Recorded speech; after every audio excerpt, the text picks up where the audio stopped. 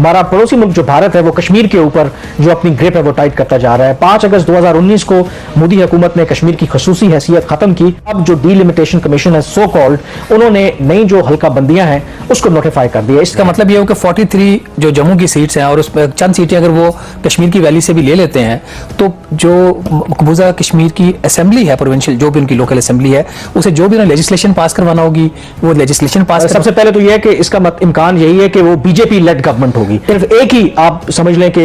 एक उम्मीद आप वो कह लें, जो भी मेरे ख्याल में उम्मीद उस तरह भी रखनी नहीं चाहिए, क्योंकि ये जो अब सारा जो 5 अगस्त 2019 वाला जो इकदाम था, ये आपको पता है कि भारतीय सुप्रीम कोर्ट में भी चैलेंज हुआ है। जो नमस्कार दोस्तों, स्वागत है आप लोग का INL न्यूज़ के एक और नए वीडियो में। दोस्तों, पाकिस्तानी आर्मी और पाकिस्तान को एक बहुत बड़ा झटका लगा है। दोस्तों, ये झटका ये है कि जो पाकिस्तानी आर्मी और जो पाकिस्तान जो है वो शुरू से ही यही चाहता रहता है कि जो कश्मीर है उसमें अनस्टेबिलिटी जो है वो बनी रहे, ताकि जो आतंकवाद वो करना चाहते हैं उसको उनको करने में कोई दिक्कत नहीं आए। इसलिए वो लगातार जो वहाँ पे आतंकवादी हैं उनको समर्थन दे रहे थे, और धीरे धीरे जिस प्रकार से इंडियन आर्मी ने वहाँ पे सफाई किया है उनकी काबिल तारीफ़ करनी बनती है, क्योंकि कई हमारे जो जवान हैं वो अपने देश के लिए शहीद भी हो गए इन लोगों को मारते मारते। लेकिन आज इतनी सफाई हो चुकी है कि जो कश्मीर है वो कहीं ना कहीं शांति की ओर बहुत तेज़ी से बढ़ रहा है, और बहुत ज़्यादा शांति जो है वो कश्मीर में हो भी गई है। लेकिन अभी भी जो है वो पाकिस्तान जो है वो कैसे भी करके चाहता है कि यहाँ पर एक बार फिर से जो कश्मीर है, जिसमें पहले जिस प्रकार से कश्मीर की पुलिस और आर्मी पे जिस प्रकार की पत्थर बरसाए जाते थे, वैसे हालात एक बार फिर से कश्मीर में बनाया जाए। लेकिन ऐसा होता हुआ नज़र नहीं आ रहा है, क्योंकि जिस प्रकार से आर्मी ने काम किया है और जिस प्रकार से नरेंद्र मोदी जी की गवर्नमेंट ने वहाँ पे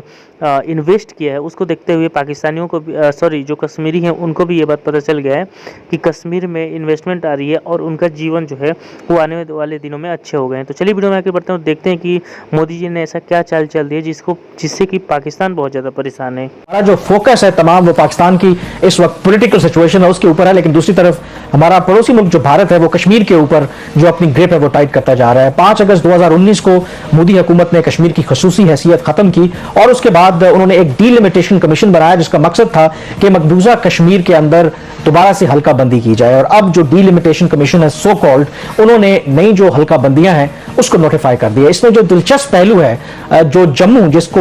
हिंदू मेजॉरिटी इलाका समझा जाता है मकबूजा जम्मू और कश्मीर के अंदर, और बीजेपी का गढ़ भी समझा जाता है, बावजूद उसके कि उसकी आबादी कम है, उसका जो सीटें हैं उसमें इजाफा कर दिया गया। अगर पहले उसकी 37 नशस्तें थीं तो उसको बढ़ाकर 43 कर दिया गया, जबकि कश्मीर जहां पर मुस्लिम अक्सरियत है और जम्मू के मुकाबले में वहां पे आबादी भी ज़्यादा है, उसकी जो सीटें हैं वो सिर्फ एक सीट उसमें इजाफा किया गया है, 46 से बढ़ाकर 47 कर दी गई हैं। और दिलचस्प जो पहलू है शहबाज इसके अंदर, अगर आप देखें जम्मू की जो आबादी है वो इस वक्त 53 लाख है, जो 2011 का जो सेंसस है भारत का, उसके मुकाबले में जो कश्मीर की आबादी है वो 68 लाख है, और 68 लाख की जो आबादी है उसको उन्होंने 47 नशस्तें दी हैं, जबकि जो 53 लाख का जो जम्मू का इलाका है उसको उन्होंने 43 सीट्स दी हैं। और इसमें जो आगे दिलचस्प पहलू है, जो ये डीलिमिटेशन की गई है, मसलन जो एक सीट के मुकाबले में जो जम्मू की जो कश्मीर की जो रेशो रखी गई है वो 1,40,000 जो वोट हैं उसके मुकाबले में एक सीट रखी गई है, जबकि जम्मू में यही जो तनासब है वो 1,20,000 का है। तो इसका मतलब है कि ये क्लियर कट इंटेंट है कि इस डीलिमिटेशन के जरिए जो पाकिस्तान का खदशा रहा है, जो कश्मीर के अंदर जो लोगों का खदशा रहा है कि जो मुसलमानों की जो अक्सरियत है उसको अकलियत में बदला जाए, और बाकायदा तौर पर अब ये जो मंसूबा है वो हमारे सामने। इसका मतलब ये हो कि 43 जो जम्मू की सीट्स हैं और उस पर चंद सीटें अगर वो कश्मीर की वैली से भी ले लेते हैं तो जो मकबूजा कश्मीर की असेंबली है, प्रोविंशियल जो भी उनकी लोकल असेंबली है, उसे जो भी उन्हें लेजिस्लेशन पास करवाना होगी वो लेजिस्लेशन पास। सबसे पहले तो यह है कि इसका इम्कान यही है कि वो बीजेपी लेड गवर्नमेंट होगी, एक तो वहां पे कोalition गवर्नमेंट होगी, क्योंकि अगर जम्मू से उनको मेजॉरिटी नशिस्तें मिल जाती हैं, और बिल्कुल आप ठीक कह रहे हैं कुछ नशिस्तें वो कश्मीर से भी ले जाते हैं, तो इसका मतलब है कि जो गवर्नमेंट फ्यूचर में बनेगी वो बीजेपी लेड गवर्नमेंट होगी। कोई भी फैसला जो माजी में एक हुआ था कि मुसलमान आबादी थी और जो महाराजा था वो मुसलमान नहीं था, और फिर इल्हाक का जो फैसला था वो गलती फिर अब दोबारा दोहराई जा रही है। लेकिन अभी तक जो 5 अगस्त 2019 से लेके आज तक जो कुछ भी जो प्राइम मिनिस्टर मोदी हैं वो चाह रहे थे वो तो उनको मिल रहा है, तो ये भी हो जाएगा। क्योंकि पाकिस्तान जो पिछली हुकूमत थी हमारी, वो तो स्वाय 2 घंटे हड़ताल करने के, अपना ही दफातर के काम बंद करने के और कश्मीर हाईवे का नाम श्रीनगर हाईवे करने के और इंडियन ऑक्युपाइड कश्मीर से इलीगल इंडियन ऑक्युपाइड कश्मीर करने के अलावा तो कुछ नहीं कर सकती। तो अभी आपके ख्याल में कुछ आप देख रहे हैं कि कुछ फॉरेन पॉलिसी फ्रंट के ऊपर पाकिस्तान की तरफ से कुछ हो सकता है, या फिर एक दफा फिर वो एक एहतजाजी रास्ता उनके हाथ में दे दिया मुझे तो लगता है कि ये हमारे जो ऑप्शंस हैं वो लगता है कि बड़े लिमिटेड हैं। जो एक हमारा तरीकाकार है कि हमने जो इंडिया के चार्ज डी अफेयर थे उनको दफ्तर खारजा तलब किया, उनको डिमार्च किया, यानी कि इन राइटिंग उनके साथ एहतजाज किया। और वही बातें जो हम कह रहे हैं कि ये तो एक कोशिश है भारत की कि जो मुस्लिम जो अक्सरियत है उनको अकलियत में कन्वर्ट किया जाए, वहाँ की जो डेमोग्राफी है उसको चेंज किया जाए।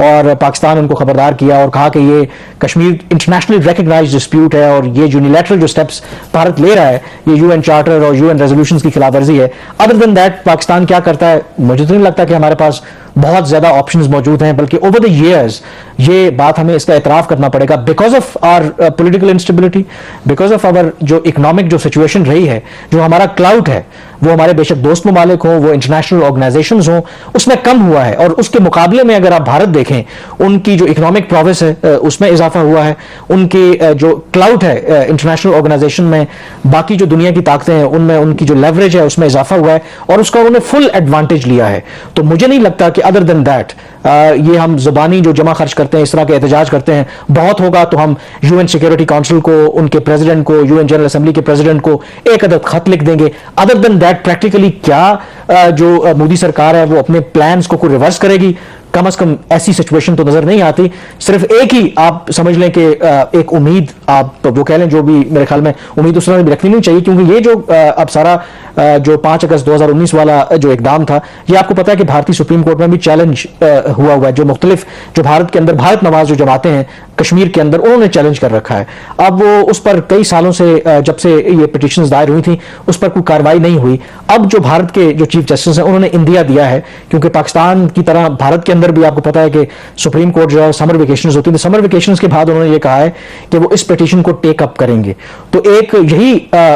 उम्मीद हो सकती है कि अगर वहां पर वो इस डिसीजन को अनकॉन्स्टिट्यूशनल करार दे दें और पुराना उसका जो स्टेटस बहाल कर दें, जो कि जो भारत के अंदर भी जो ऑब्जर्वर्स हैं, जिस तरह की पेनिट्रेशन जो बीजेपी और आरएसएस की, इवन के भारतीय सुप्रीम कोर्ट भारतीय इदारों के अंदर भी है, तो इस तरह का वो अनपॉपुलर डिसीजन लेते वक्त वो 100 दफा सोचेंगे। देखिए दो तीन चीजें, जब जो मुल्क की जो फौज है उसको सियासत में घसीटा जाए, जब इंटेलिजेंस चीफ को इसलिए तब्दील ना किया जाए कि वो जो अपोजिशन की जो पॉलिटिकल मूव्स हैं उसके बारे में मुझे आगाह करे, तो फिर इस तरह के जो वाकयात हैं वो होते रहेंगे और उनको रोकने के लिए हमारे पास कोई स्ट्रेटजी नहीं होगी। स्वयं जाके कि एक अपने फेवरेट टीवी चैनल पे जाके एक आपके मुल्क का उस वक्त का वजीर खारजा एक बयान देगा और उसकी भी इंप्लीकेशन इतनी सीरियस होंगे आपके ताल्लुकात एक मुल्क से खराब हो जाए। मुझे अब लगे just to conclude this topic कि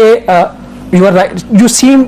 करेक्ट कि हमारे पास ऑप्शंस नहीं है। हमारे जो गल्फ कंट्रीज हैं और बाकी जो सऊदी अरब है हमारे, उनके साथ जो ताल्लुकात है वो इस किस्म के, वो खुद इसराइल के साथ अपने खासतौर पर मुत्तहिदा अरब अमारात और बाकी जो कुछ कंट्रीज हैं वो इसराइल के साथ अपने ताल्लुकात ठीक करना चाह रही हैं। तो ऐसे वक्त में वो भारत के साथ हमारी किस हद तक मदद कर सकती हैं। और छुट्टी की आपने बात की कि जजेस की, on a lighter note, Shahbaz साहब ने ब्यूरोक्रेसी की तो एक छुट्टी खत्म कर दी है, जरा ये जुडिशरी की भी ये वाली जो छुट्टियां खत्म करें, क्योंकि अब गोरा चला गया उनका निजाम को भी जाने। लेकिन हमारे पास $10.5 अरब के ज़खायर अभी मौजूद हैं और जैसे आपने खुद कहा कि हमारी जो इस वक्त इंपोर्ट है एक माह की वो $6.6 अरब है। तो जाहिर है कि अभी हमें डॉलर चाहिए, एक इमरजेंसी सिचुएशन है। जो हमारे पास एक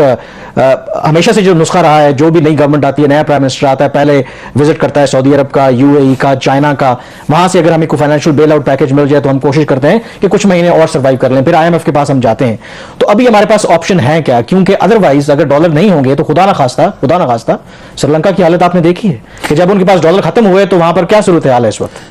कामरान, इंटरनेशनल कम्युनिटी में, क्योंकि इंटरनेशनल कम्युनिटी ने, और जिसमें हमारे दोस्त ममालिक भी शामिल हैं, आज से कुछ 4-4.5 साल पहले एक फैसला किया था कि पाकिस्तान एक बिगड़ी हुई कौम है और इनका एक ही हल है कि इनके सर के ऊपर डंडा है। मैं मजाक में बात नहीं कह रहा, ठीक है। चीन के पास जब 2018 में हुकूमत गई, उस वक्त की कर्जा लेने के लिए उन्होंने कर्जा तो आपको दे दिया और साथ उन्होंने ये भी आपको तजवीज किया कि आप चले जाएं आईएमएफ के पास, आप आईएमएफ के बगैर सुधरने वाले नहीं है। अभी भी नई हुकूमत आई, उनका जो पहला उन्होंने काम किया, जहाज पकड़ा, सऊदी अरब चले गए, और बल्कि उससे पहले वो आईएमएफ चले गए, which was a good thing कि इन्होंने मिफ्ता इस्माइल ने टाइम वेस्ट नहीं किया और आईएमएफ के पास चले गए। लेकिन जो वादे मिफ्ता इस्माइल आईएमएफ के साथ वहां पे करके आए in return of not only reviving the programme, बल्कि उसका साइज भी 8 अरब से बढ़ाकर $8 अरब करना, और उसका जो पीरियड था वो सितंबर 2022 से बढ़ाकर जून 2023 तक की दरखास्त करना। उसके लिए जो काम करने थे वो हम नहीं कर पाए। हमारी ये ख्याल था कि सऊदी अरब से कुछ हमें तेल उधार मिल जाएगा, कुछ हमें कैश और मिल जाएगा, तो हमें मुश्किल फैसले नहीं करने पड़ेंगे। लेकिन जो वज़ीर आज़म साहब का विजिट है उसको 1 हफ्ता हो गया अब खत्म हुआ है सऊदी अरब का, अभी तक वहां से कोई डेवलपमेंट नहीं हुई।